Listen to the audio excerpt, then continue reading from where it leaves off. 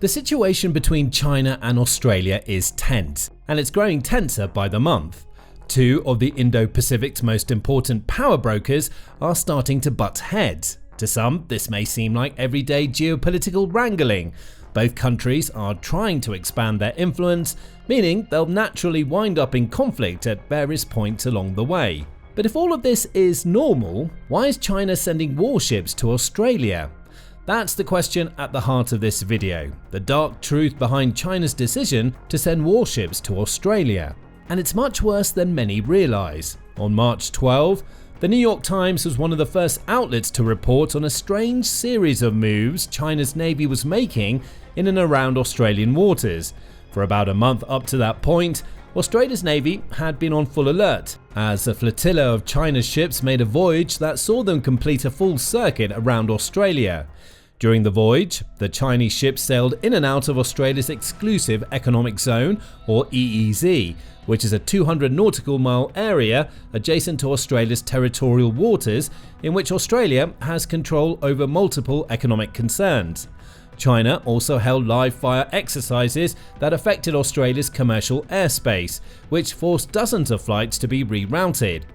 And it got worse. The Chinese ships seemed to be operating to a distinct plan.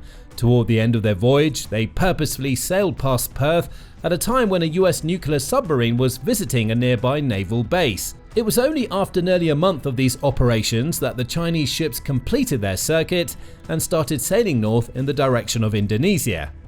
Australia tried to downplay the incident. It repeatedly told the public that nothing about the Chinese flotilla's voyage had broken any international laws, which was technically correct. However, it couldn't hide away from two key problems. First, the voyage was the furthest south and the closest to Australia that any Chinese military ships had sailed at that point. And second, and much more worrying, is how much China told Australia about its intentions. Absolutely nothing. At no point did China warn Australia that its ships were coming or attempt to gain permission to enter Australia's EEZs. China just did it in a move that has forced Australia to face up to the fact that its own aging navy may not be capable of turning China away if Beijing grows even bolder with these kinds of moves. The New York Times offers more details about the Chinese flotilla. It notes that the three ships weren't especially significant, at least from a military perspective. They certainly had no plans of attacking. China sent a cruiser, a frigate, and a replenishment tanker, which alone couldn't stand up to Australia's navy. Granted, the cruiser and flotilla had 144 vertical launch missile cells, which was a message unto itself. The 10 warships Australia has in its navy combined to only have 200 of these cells. But attacking wasn't the point. China was instead showing Australia that it could sail as close to the country as it wanted without any concerns. Former Australian Defence Department employee and military expert Marcus Hellier made that clear when speaking to the New York Times. "The Chinese are showing us up in our own backyard," he claimed. "We can't even sail around our own country," he added, pointing to how Australia relies on friendly countries like New Zealand to refuel its ships when taking similar trips to the one the Chinese flotilla took around Australia. "They're really rubbing it in," Hellier concludes. But so what? Some might ask. So China did a lap of Australia with its warships. It's not like China attacked directly, and as Australia itself points out, the Chinese ships didn't do anything illegal. Why does this journey mean that Australia has something to worry about? The answer is simple. There's a far darker reason behind the Chinese flotilla's trip that reveals China isn't just running drills that happen to be close to Australia. It's sending messages which culminate into a simple statement that Australia must be prepared to confront. China is getting ready for a fight. On May 25, 60 Minutes Australia published a YouTube video that digs deeper into the real reasons why China is sending its warships to sail around Australia. From the off, 60 Minutes claims that there's a dance for dominance going on in the Indo-Pacific, and it's a dance for which Australia is unprepared. The Chinese force is far stronger than the Australian one, that outlet claims, suggesting that one of the reasons China sent its warships to Australia is simple power projection. The outlet says that China sending warships to Australia represent the nation showing off its naval advantage. But it goes deeper than that. China is engaging in carrot and stick actions that show it's playing a much more complex game in the Indo-Pacific. To nations like Australia, which are part of the Western hegemony China opposes, Beijing shows the stick, something hard to hit Australia with, such as a trio of warships sailing around its shores. But to other nations, particularly the smaller island countries close to Australia, China is presenting carrots. Diplomatic peace offerings of sorts, many of which involve the exchange of money, that are designed to increase China's influence while whittling away at Australia's power base in the Indo-Pacific. China is playing a very clever game here, and there doesn't seem to be much that Australia can do to respond to it. Australia is trying, of course. The 60 Minutes team joined the crew of the HMAS Hobart early on in the video. That ship is one of several that Australia deploys regularly to go submarine hunting. That's a difficult mission in its own right. Australia's surface ships aren't capable of detecting Chinese submarines unless those undersea vessels come to the surface. Still, Australia is at least trying to respond by showing that it has some naval power of its own. The problem is that Australia simply isn't strong enough to ward off China if and when it chooses to attack. That leads back to the concept of China projecting power with its flotilla. Vice Admiral Mark Hammond, who's the chief of the Royal Australian Navy, had this to say to 60 Minutes Australia about what China was doing in February and March. They were here expressing to the world their capability as a blue water navy to deploy across the Indo-Pacific. Hammond believes that this deployment wasn't a one-off and that Australia is likely to see more of the same in the coming months. But Hammond also wanted to emphasise that China's move didn't come as a complete surprise to Australia's military, as some portrayed it in the media. We're aware of their approach through the Indonesian archipelago for some time. 60 Minutes Australia says that Hammond claimed that the Navy had been monitoring the Chinese ships, but Australia's boats stopped following them once they crossed into international waters between Australia and New Zealand. That's not as reassuring as Hammond would like it to appear. The fact that Australia knew the Chinese ships were coming and did nothing about it only goes to further the Chinese point that it can do whatever it wants around Australia's waters without fear of repercussions. Australia stopping all of its monitoring once the Chinese vessels entered international waters is also a potentially worrying sign. Did Australia do that because it felt it had nothing to be concerned about? Or did its ships stop following because Australia felt it couldn't afford to spare them? If it's the latter, that only goes to further prove China's power projection point. Beijing has a navy that's so large and powerful that its ships can go sailing around a massive country. Australia can't even spare the ships needed to ensure those Chinese vessels don't get up to no good. The optics aren't great for Australia, and if more Chinese ships are coming, as Hammond suggests, then China may be engaging in activities designed to stretch the Australian Navy to its full capacity. Here's the reason why. China is already acting like it's at war with Australia. That may seem like a bold claim to make, seeing as the Chinese ships, as Hammond says, made no threatening interactions with Australia's ships. There are no missiles flying or torpedoes careening through the Australian waters. However, the lack of a direct physical confrontation, at least for now, doesn't mean that China isn't already actively fighting against Australia. Grant Newsham, who is a senior fellow with the Centre for Security Policy, outlines what war currently looks like. Speaking to 60 Minutes Australia, he says, "The Chinese conception of war is very different than ours. We look at it as a 100-meter race where you go up to the line and you shake loose and then someone shoots the gun off and then the race has begun. So we don't see ourselves at war. The Chinese do. And to them, the shooting part is the last step. But the rest of it is this political warfare, the economic warfare, the elite capture, the propaganda, the psychological warfare." Given what happened with Chinese flotilla in February and March, it's not surprising that this is Newsham's reply when 60 Minutes Australia suggested that Australia is already at war with China. Very much. Ask the Chinese, they'd tell you. Now, this isn't the type of traditional war that anybody's expecting. Yet. China's attempt to destabilise Australia by projecting its power go far beyond sending a few ships into Australia's EEZs.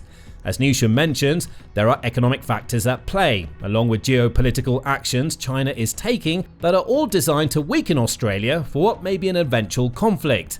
On the economic front, China has been engaged in a complex game of coercion against which Australia has been resisting for several years. For instance, the Lowy Institute published an article back in October 2022 highlighting that China has been using trade coercion to hurt Australia since at least 2020.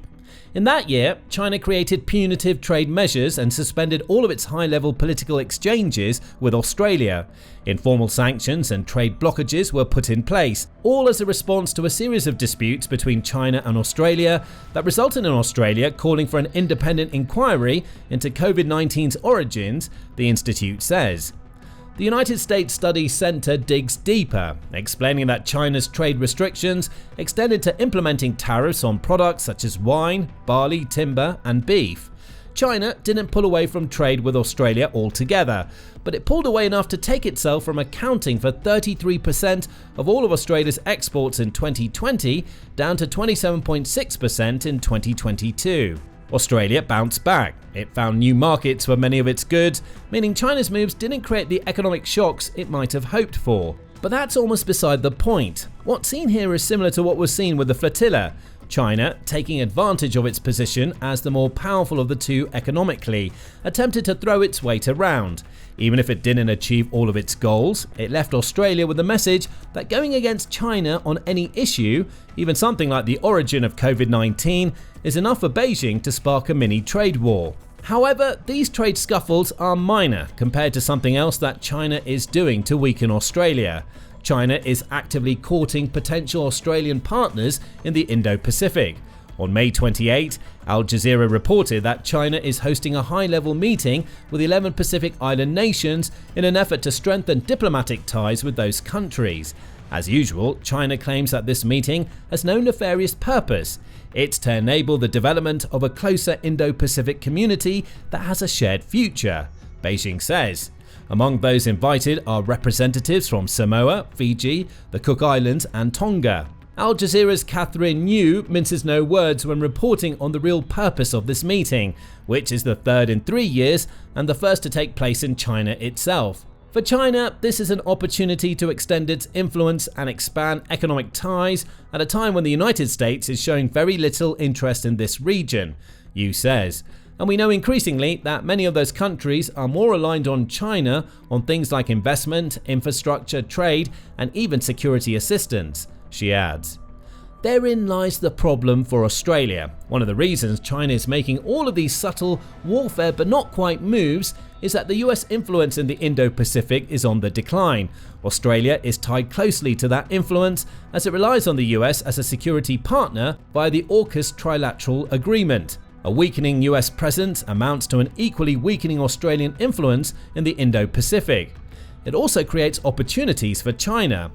Mentioned earlier was Tonga, and that country provides the perfect example of what China's doing to grow its influence among the Pacific Islands near Australia. Speaking to 60 Minutes Australia, Tongan local district officer Taisi Takau revealed some startling facts. He says that around 80% of the shops and businesses operating in Tonga are now owned by Chinese investors. They doing shops, construction, hardwares, they doing fishing, they harvesting our sea cucumbers. China has been able to gain so much influence over Tonga because of a series of investments and supposed gifts from China that now leave Tonga beholden to the country. St. George Palace, which is home to several of Tonga's government ministries, was a $30 million gift from China. Tonga accepted $55 million from China to build the new sports stadium that will host the 2031 Pacific Games. Add to all of this a $190 million loan Tonga took out with China to rebuild its capital city after it was destroyed by riots in 2006, and there's a clear picture of what China is doing. Beijing is leveraging debt trap diplomacy, and it's doing it to damage Australia's influence in the Indo-Pacific. Again, this is an act of war, just not one that any traditionalist will be familiar with. The idea behind debt trap diplomacy is that a creditor nation, such as China, extends loans and offers investment to a borrowing nation, All of that money comes with ties beyond the need to repay. Often, the borrowing nation is receiving far more money than it can hope to pay off quickly. That's the case for Tonga, which is currently in debt with China to the tune of a quarter of its annual gross domestic product. The trick which China employs so well is that there are often conditions in the contracts that benefit the creditor nation. In 2023, the Council on Foreign Relations revealed that an analysis of 100 contracts like those Tonga would have signed with China demonstrate that those documents contain some interesting clauses. Many prevent the borrowing nation from restructuring their debt or transferring it to another creditor, such as the Paris Club that is mostly made up of Western nations. Another clause tends to offer China the right to demand repayment for a debt at any time it wants. This raises serious concerns for debt-trapped nations. China could decide tomorrow that it wants Tonga to repay all of the money it owes. Tonga can't do that. So, as a compromise, China could offer an alternative solution. For instance, Beijing could propose building military bases on the island in exchange for debt forgiveness. Just like that, China has another powerful position in the Indo-Pacific that could cause serious problems for Australia. Australia has been forced to watch as China employs this trick again and again in the Indo-Pacific.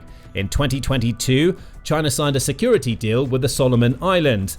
A similar agreement was created with the Cook Islands in early 2025 that covers economic development and maritime cooperation. China is cleverly embedding itself into the very fabric of these much smaller nations by offering what no other country offers them. These countries are tempted into making a metaphorical deal with the devil, adding up to China slowly gaining more influence as it whittles away at its enemies. Think of it like death from 1,000 cuts, with Australia as the victim. So it's clear that the Chinese flotilla spending a month sailing around Australia has a far deeper purpose than it originally appears. Yes, it's part of China's power projection, but it's also a signal from Beijing that China is growing in confidence. China has more influence among the smaller islands close to Australia than ever before. It has the economic power to cause serious problems for Australia, and with its flotilla, it's telling Australia that there's nothing it can do about these power disparities. All of this is in service of one thing. China is gearing up for war, as Hammond tells 60 Minutes Australia. Governments don't invest billions of dollars into military capabilities for no reason at all. And the same is true of us. The Australian government is committed to doubling the size of our surface combatant force and transforming our submarine capability because our assessment of the strategic environment is that this is a worthwhile investment in the national interest. Translation: Australia knows what it needs to play catch-up, and it has to do it fast. According to a March article by the Australian Strategic Policy Institute, Australia needs to have its defences ready in about 2 years. That's not to say China will invade Australia in 2027. However, 2027 is often touted as the year by which Chinese President Xi Jinping wants to invade Taiwan. If China is successful in that endeavour, this newfound control over Taiwan, coupled with all of the geopolitical games China plays in the Indo-Pacific, would leave Australia in a very vulnerable position. Australia has to be ready for whatever comes next. Right now, it isn't. On the naval front alone, China has 754 ships in its fleet compared to just 44 in the Royal Australian Navy, says military aggregator Global Firepower. China has aircraft carriers, Australia doesn't. Beijing brings almost 10 times the number of submarines to a fight, along with dozens more warships. The 3 ships in the flotilla that sailed around Australia represent a fraction of the true naval force China could unleash against Australia. Look anywhere else and it's clear that China is leagues ahead. It spends more than 5 times as much money on its military annually than Australia. China has over 2 million active military personnel compared to Australia's 57,350, along with an air force that's over 10 times the size of Australia's air force. China is simply stronger, and Beijing knows it. So, it appears that the real reason that China is sending warships to Australia is simply that it's so confident in its position in the Indo-Pacific that it can do so without repercussions. The same goes for its geopolitical power plays and the economic measures it tries to use to hurt Australia. China is letting Australia, and any other major power in the Indo-Pacific that tries to get in its way, know that it's both ready for and capable of winning a fight. The only question now is, what can Australia do about it? Now, let us know what you think the answer to that question may be in the comments, along with sharing any thoughts you have about what China is currently doing in the Indo-Pacific. And remember to subscribe to The Military Show for more up-to-date news about emerging and ongoing conflicts in Ukraine, the Middle East, and around the world.